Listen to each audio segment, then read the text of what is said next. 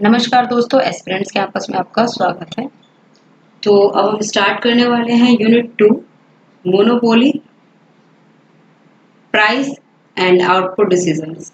ठीक है, तो जो हमारा लास्ट टॉपिक था परफेक्ट कंपटीशन वाला, वो मोस्टली फिनिश हो चुका है। उसमें कुछ खास अब बचा नहीं था, जो भी था थोड़ा बहुत थ्योरी था, आप पढ़ लीजिएगा वो खुद से एक बार। अब जल्दी जल्दी फिनिश करना है हमें, इसीलिए जो इम्पोर्टेंट टॉपिक है बस वो थोड़ा थोड़ा एक बार पढ़ लेते हैं। तो मोनोपोली वाला चैप्टर है हमारा, उसमें हम पढ़ेंगे, देखिए ऑब्जेक्टिव्स है इस चैप्टर के, और उसके बाद इंट्रोडक्शन। सबसे पहले आता है मीनिंग ऑफ मोनोपोली। मोनोपोली का क्या मतलब है? मोनो का मतलब क्या होता है? मोनो का मतलब होता है सिंगल, ठीक है, सिंगल एंटिटी। पोली का मतलब होता है कंट्रोल, ठीक है। तो मतलब ऐसी मार्केट जहां पे कोई एक सिंगल जो एंटिटी होगी वो कंट्रोल कर रही होगी, तो उसको कहेंगे monopoly. Monopoly refers to a market situation in which there is only one seller of a commodity. एक कमोडिटी का सिर्फ एक सेलर होगा तो वो मोनोपोली। जैसे कि रेलवे, रेलवे इंडिया में क्या है, जो रेलवे है वो मोनोपोली में है, क्योंकि ऐसा नहीं है ना कि हम मतलब गवर्नमेंट की रेलवे है, और ऐसा नहीं है कि रिलायंस कंपनी की अलग रेलवे है, टाटा की अलग रेलवे, हम किसी भी ट्रेन में जा सकते हैं अपनी मर्जी से, ऐसा नहीं है। ठीक है, रेलवे एक ही है, तो इसीलिए उसकी मोनोपोली है। तो ऐसी काफी सारी कंपनीज हैं जिनकी मोनोपोली है। तो आप देखिए किस किस की मोनोपोली है। जो वो मार्केट में सिर्फ एक ही अवेलेबल है, उसका कोई और टक्कर का है ही नहीं, तो वो हो गया monopoly. There are no close substitute for the commodity that monopoly firms produces, and there are barriers to entry. इसमें क्या है, बैरियर्स होते हैं एंट्री करने के लिए मार्केट में। कोई और जो सब्सटीट्यूट होगा वो नहीं होगा दूर दूर तक। The single producer may be in the form of individual owner. जो सिंगल प्रोड्यूसर होगा वो एक इंडिविजुअल ओनर की तरह होगा, और अ सिंपल पार्टनरशिप और अ जॉइंट स्टॉक कंपनी। ठीक है, सिंपल पार्टनरशिप में होगा या फिर जॉइंट स्टॉक कंपनी में होगा। Under monopoly there is no difference between firm and industry. Monopoly में फर्म और इंडस्ट्री में तो कोई अंतर ही नहीं होता है, क्योंकि कोई भी एक ही होता है जो सेलर होता है। ठीक है, उसकी कोई इंडस्ट्री नहीं होती है। Monopolist have full control over the supply of the commodity. Monopolist का जो होता है ना, पूरा कंट्रोल रहता है सप्लाई पे। अब देखिए कोई एक ही सेलर है, अब आप चाहे या ना चाहे आपको तो सामान उसी से खरीदना पड़ेगा। अगर आप रेलवे एक ही है तो आप चाहे या ना चाहे आपको इसी ट्रेन से जाना पड़ेगा। ठीक है, चाहे इसका किराया कितना भी हो, आपको चूज यही करना पड़ेगा, बिकॉज आपके पास ऑप्शन नहीं है, चाहे इसकी सर्विसेज कैसी भी हो।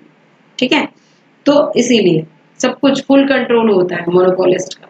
Having control over the supply of commodity, commodity के सप्लाई पे भी कंट्रोल होता है। It exercise the market power to see the price. Thus as a single seller producer monopolist may be a king without a crown. तो monopolist जो होता है ना, सिंगल सेलर प्रोड्यूसर के रूप में क्या होता है, किंग होता है। किंग बिना ताज के, जो किंग कहते हैं ना जिसे, वो होते हैं monopolist. If there is to be an effective monopoly, the cross elasticity of demand between the product of the monopolist and product of any other seller must be very small. ठीक है, अब डेफिनेशन क्या है, pure monopoly को कैसे represent करेंगे? By market situation in which there is a single seller. ठीक है, तो व्हाट इज मोनोपोली आएगा, तो सबसे पहले तो आप यही डेफिनेशन लिखेंगे, a product of which there are no substitute. मतलब उस प्रोडक्ट का कोई सब्सटीट्यूट ही नहीं होगा। अब ये जो सिंगल सेलर है ये अनअफेक्टेड रहेगा, and does not affect the price and outputs of other product sold in the market. दूसरे प्रोडक्ट के प्राइस को कोई इफेक्ट नहीं करेगा। ठीक है ना, क्यों? क्योंकि भाई इसको तो अपने सामान से मतलब है ना, इसीलिए। तो ये कहा था बिलास ने। इसी तरीके से और इकोनॉमिस्ट हैं, उन सब ने अलग अलग डेफिनेशन दी है मोनोपोली की। देखिए, अब कैरेक्टरिस्टिक्स ऑफ मोनोपोली क्या है? सिंगल सेलर, एक तो सिंगल सेलर होगा। ठीक है, there is only one seller, he can control supply of his product. अपने सप्लाई ऑफ प्रोडक्ट पे वो कंट्रोल कर सकता है। He can not control demand for the product. अपने प्रोडक्ट की डिमांड पे वो कंट्रोल नहीं कर सकता, as there are many buyers, क्योंकि यहाँ पे क्या होते हैं, काफी सारे बायर्स होते हैं। आगे देखिए, नो क्लोज सब्सटीट्यूट, कोई भी सब्स्टिट्यूट नहीं होता है, there are no close substitute for the product, ठीक है, कोई भी क्लोज सब्स्टिट्यूट नहीं होता, either they have to buy the product और गो विदाउट इट, या तो सामान खरीदो या फिर बिना सामान के जाओ, उसके बाद कोई तुम्हारे पास ऑप्शन नहीं है कि भाई इसके बदले ये दे दो, ऐसा नहीं हो सकता है। कंट्रोल ओवर प्राइस, प्राइस पे पूरा पूरा कंट्रोल होता है, ठीक है, over the supply and there buy on price, supply और प्राइस दोनों पे कंट्रोल होता है। Sometimes he may adopt price discrimination, price discrimination को भी अडॉप्ट कर लेते हैं कई बार ये लोग, ठीक है, and fix different price of different set of consumer, मतलब अलग अलग कंज्यूमर्स के लिए अलग अलग प्राइस सेट कर देते हैं एक ही चीज का। देखते हो ना कई बार क्या होता है कि हाँ कोई अपनी जान पहचान का आ गया तो थोड़ा सस्ते में लगा देते हैं, चलो। तो monopolist can either fix the price और quantity of output, but he can not do both at the same time, ठीक है। अब नो एंट्री, मतलब जैसे कि परफेक्ट कंपटीशन में एंट्री एग्जिट था, पूरा फ्री थे, तो इसी तरीके से इसमें नहीं है। There is no freedom of other products to enter the market as the monopolist is enjoying monopoly power, ठीक है। ऐसा नहीं है कि एक चीज है मार्केट में तो आप दूसरा भी उठा के आ जाएंगे, इस तरीके से एंट्री अलाउड नहीं है। Barriers for new firms to enter are strong, जो बैरियर्स है नए फॉर्म्स के एंटर करने की, क्योंकि वहां पे legal, technological, economic, natural obstacles है, ठीक है, जो कि एंट्री को ब्लॉक करते हैं नए प्रोड्यूसर्स की। No difference between firm and industry, firm and industry में कोई डिफरेंस ही नहीं है, क्योंकि यहाँ पे क्या है, मोनोपोली है, ठीक है। No difference between firm and industry as there is only one firm, the single firm constitutes whole industry. उसके बाद आता है causes of monopoly. Causes of monopoly में क्या है, natural, a monopoly may arise on account of some natural causes, क्या होता है, कुछ नेचुरल कॉजेज होते हैं। Some minerals are available only in certain region, जैसे कि South Africa has monopoly of diamond, diamond की मोनोपोली है साउथ अफ्रीका में। निकल जो होता है वो वर्ल्ड में कहाँ पे मिलता है, कनाडा में। ऑयल मिलता है मिडिल ईस्ट में। तो ये जो मोनोपोली है ये क्यों किया गया है, नेचुरल अवेलेबिलिटी ऑफ रिसोर्सेज की वजह से। दूसरा है टेक्निकल, टेक्निकल क्या है, मोनोपोली पावर में भी enjoy due to technical reasons, technical reasons की वजह से मोनोपोली पावर को एंजॉय कर सकते हैं। अब firm may have control over raw materials, raw materials पे, टेक्निकल नॉलेज पे, स्पेशल नो हाउ पे, साइंटिफिक सीक्रेट्स फार्मूला पे, that enable a monopolist to produce commodity, जैसे कि कोका कोला, कोका कोला क्या है, कमोडिटी है। अब इसके काफी सारे टेक्निकल नॉलेज है कि इसमें क्या क्या चीजें डलती हैं, क्या क्या फॉर्मूला है कोका कोला बनाने का, ठीक है, तो वो मोनोपोली में आ जाएगा, वो किसी को अपना फॉर्मूला नहीं देता। उसके बाद आता है लीगल, लीगल जैसे monopoly power is achieve through the patent right, patent बनवा लेते हैं ना अपना अपना। देखते हो कोई भी अगर आपने कोई चीज नहीं बनाई है तो आप उसका पेटेंट करवा लो, नहीं तो फिर क्या होगा, कोई और उसको चुरा लेगा। Copy rights and trade markers of the producer, तो ये क्या हो गया, लीगल मोनोपोली। उसके बाद large amount of capital, capital क्या होता है, बहुत ज्यादा लगता है। अब ये देखिए, the manufacture of some goods require a large amount of capital और लुम्पीनेस ऑफ कैपिटल, ठीक है, ज्यादा से ज्यादा कैपिटल का यूज होता है। जितनी भी फर्म होगी can not enter field because they can not afford to invest, ठीक है, क्योंकि वो फर्म क्या होगी, इन्वेस्ट करने में सक्षम नहीं होगी, इसीलिए वो एंटर नहीं करेगी। लार्ज अमाउंट ऑफ कैपिटल चाहिए, ठीक है, इससे क्या होगा, मोनोपोली को राइज मिलेगा। जैसे कि iron, steel industry and railways, मैंने कहा था ना रेलवेज, तो ये क्या है, मोनोपोली है। State, government will have the sole right of producing and selling some goods, government को होता है ना पूरा पूरा राइट है प्रोड्यूस और सेल करने का। दे आर स्टेट मोनोपोलीज, तो ये क्या हो जाएंगे, स्टेट मोनोपोलीज हो जाएंगे। जैसे in India we have public utilities like electricity, railway, water supply. अब ये जो पब्लिक यूटिलिटीज है ये किसके द्वारा चलाई जाती है, स्टेट के द्वारा चलाई जाती है, ठीक है। तो उसके बाद हमारा टॉपिक आता है demand revenue curve under monopoly. Demand revenue curve क्या होता है, डिमांड कर्व आपने देखा ही है कि monopolist face a downward sloping demand curve, ठीक है। डिमांड कर्व क्या होती है, डाउनवर्ड स्लोपिंग होती है। तो यही सारी चीजें। A perfectly competitive firm merely adjusts the quantity of output it has to produce, price being given a constant datum for him। तो इसमें हम देखेंगे कि demand curve facing the monopoly will be is average revenue curve. अब demand curve क्या होगी, जो monopolist को फेस करेगी, ये इसका एवरेज रेवेन्यू कर्व होगा। ठीक है, तो average revenue curve of the monopolist क्या होगा, डाउनवर्ड होगा through its length. Since average revenue curve slope downward, marginal revenue curve will lie below it. तो एवरेज रेवेन्यू कर्व क्या होगा, जब डाउनवर्ड स्लोप करेगा तो मार्जिनल रेवेन्यू कर्व क्या होगा, उसके अंडर जो होगा वो लाई करेगा। ठीक है, the marginal revenue will be less than the price और एवरेज रेवेन्यू को। तो मार्जिनल रेवेन्यू जो होगा वो हमेशा कम होता है, एमआर हमेशा कम होता है। अब देखिए ये क्या है, एवरेज रेवेन्यू है ऊपर से नीचे, यही डिमांड वाला जो है यही एवरेज रेवेन्यू है ऐसे।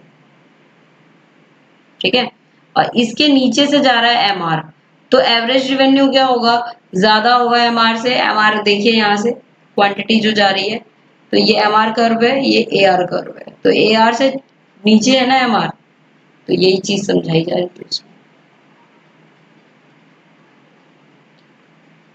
अब यहाँ देखिए P is equal to A R, Q और T R is equal to P into Q, M R is equal to delta T R upon में डेल्टा क्यू।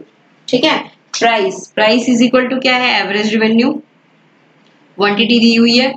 टोटल रेवेन्यू का फॉर्मूला क्या है, price into quantity.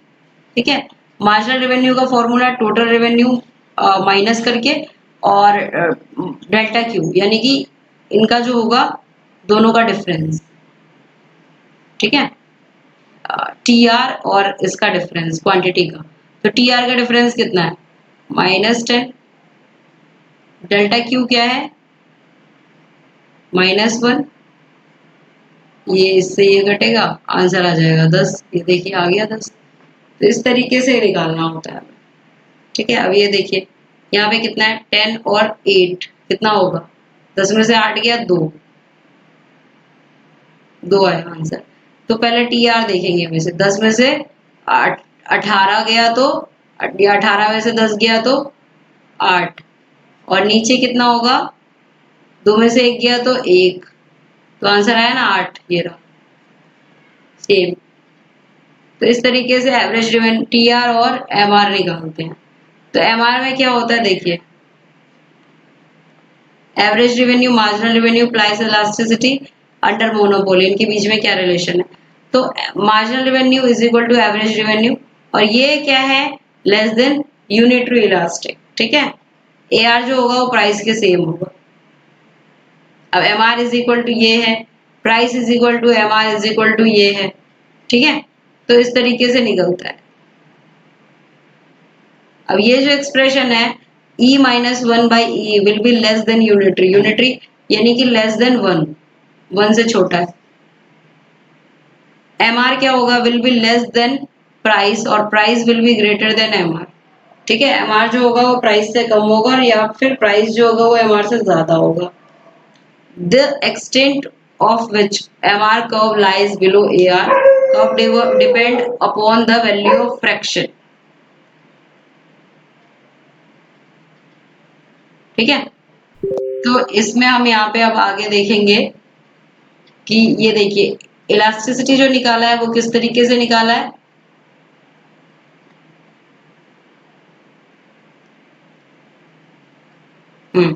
Here is an example.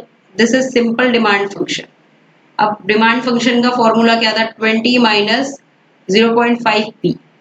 ठीक है, अब this is true even when the gradient of demand curve is constant. ठीक है, this is a point that sometimes confuses you about elasticity. You think constant gradient is equal to constant elasticity. तो no, it does not. constant gradient जो होता है वो constant elasticity के बराबर नहीं होता है। अब यहाँ पे आप देख लीजिए, अच्छे से देख लीजिए पहले, इसका फॉर्मूला क्या है, 36/2 यानी कि P/Q इंटू 0.5। देखिए P/Q इंटू माइनस का 0.5, E इज इक्वल टू क्या है, E is equal to P/Q into minus 0.5। ठीक है, तो the elasticity of different points will be, अब देखो तो आंसर आया ना इसका 36/2। इंटू 0.5 -9,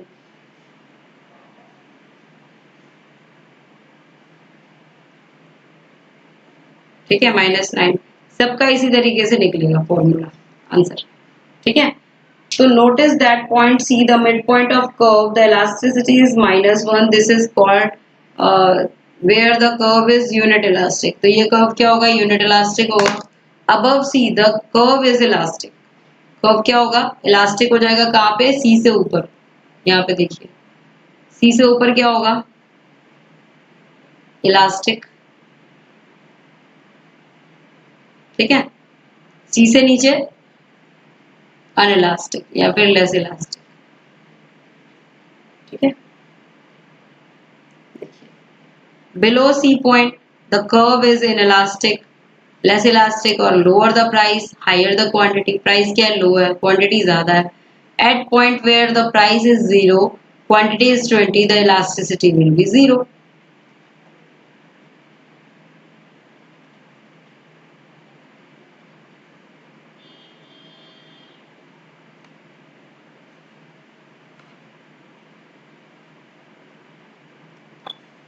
चलिए, तो ये पूरा यही दिया हुआ है, इसी तरीके से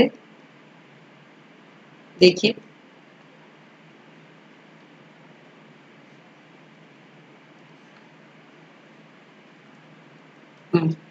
now think of the situation marginal revenue. MR का फॉर्मूला क्या है? डी टी आर अपॉन में D Q. T R is equal to P Q. MR का फॉर्मूला क्या है? डी पी क्यू अपॉन में डी क्यू, ठीक है। अब टी आर जो होगा वो पी क्यू के बराबर होगा, इसलिए फॉर्मूला जो है ये बन जाएगा, ठीक है। वैसे ये होता है टोटल रेवेन्यू अपॉन में क्वांटिटी। तो यहाँ पे पी और क्यू है ना टोटल रेवेन्यू, इसीलिए। तो इनवर्स डिमांड फंक्शन क्या है? P is equal to 40 minus 2Q। अब पी क्यू क्या है? Is equal to 40Q minus 2 का होल स्क्वायर, 2 का स्क्वायर, Q का स्क्वायर, ठीक है। तो इसी का निकालेंगे, इसी को डेरिवेटिव किया है। D P Q by D Q, 40 minus 4Q, 40 minus ये 2 जा 4 हो जाएगा।